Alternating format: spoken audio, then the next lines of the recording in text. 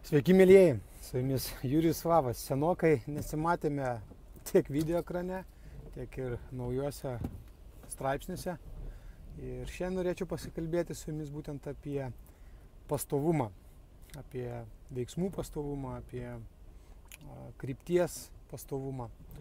Nes kartais užsisukdami savo kažkokiuose gyvenimiškose klausimuose ir kasdienybėje mes iš tiesų pametame tą kryptį arba pamirštame veiksmus, kuriuos darėme ir kuriuos darėme dėl tam tikros svarbios priežasties ir iš tiesų kasdienybė mus labai išblaško nuo to.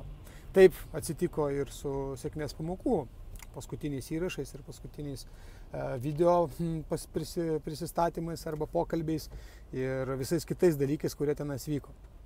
Deja, bet ir aš padariau tą pačią klaidą, kad nustojau daryti veiksmus, kuriuos iš tiesų darydavau pastoviai ir kurių darimas man neždavo didelį pasitenkinimą. Tai yra naujų straipsnių rašymas, naujų kažkokių video minčių dalinimasis su jumis. Ir to dėka aš jausdavau tikrai grįžtant didelį vertę man pačiam. Tai padėdavo ne tik tais žmonėms, kurie galbūt pamatydavo vertę tame, ką aš pasakodavau, bet taip pat padėdavo ir man pačiam gerokai labiau suvokti savo mintis, savo veiksmus, savo pamokas, kurias gyvenime turėjau.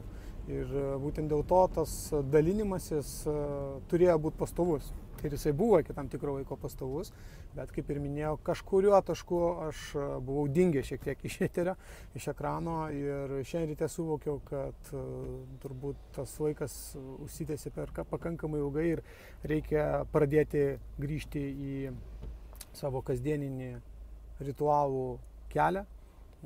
Beje, pastebėjote, galbūt prieš keletą dienų tas pats įvyko ir su mano kitom gyvenimo sferom, tai yra sportu, kurį buvau kažkaip tais vėlgi dėl tų pačių gyvenimiškų kažkokių nukrypimų į vieną ar į kitą pusę užmetęs, apleidęs keletai metų netgi po, sakykime, pakankamai aktyvaus visą laiką gyvenimo sportinėme ritme. Ir vėlgi tenais taip pat atsiranda dabar vėl iš naujo tas pastovumas.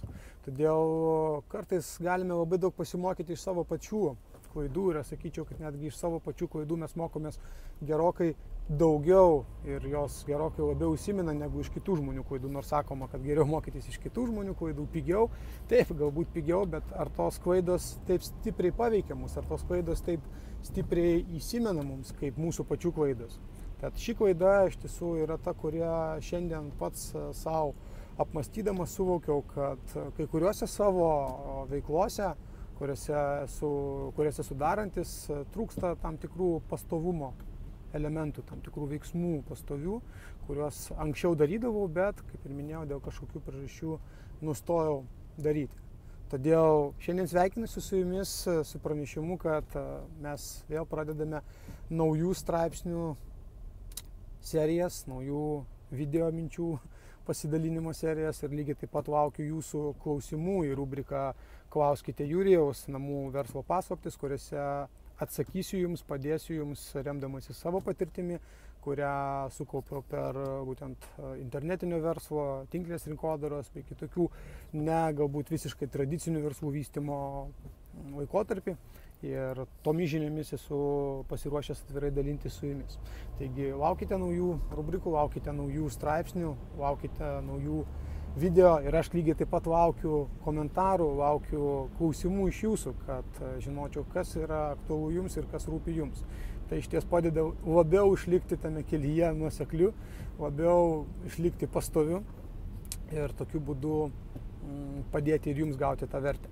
Tuo pačiu linkiu ir jums pagalvoti apie tai, ar jūs kažkur savo gyvenime tam tikrose sferose, kuriuose norite siekti didesnio rezultato, nestokojate pastovumo, nestokojate to nuoseklumo, veiksmų, pastovaus darimo ir galbūt jį darėte kažkada tais tos veiksmus ir turėjote tą pastovumą, bet dabar kažkodėl tais vėlgi gyvenimo vėjai nupūtė jūs šiek tiek nuo kelio ir jūs nustojate tai daryti.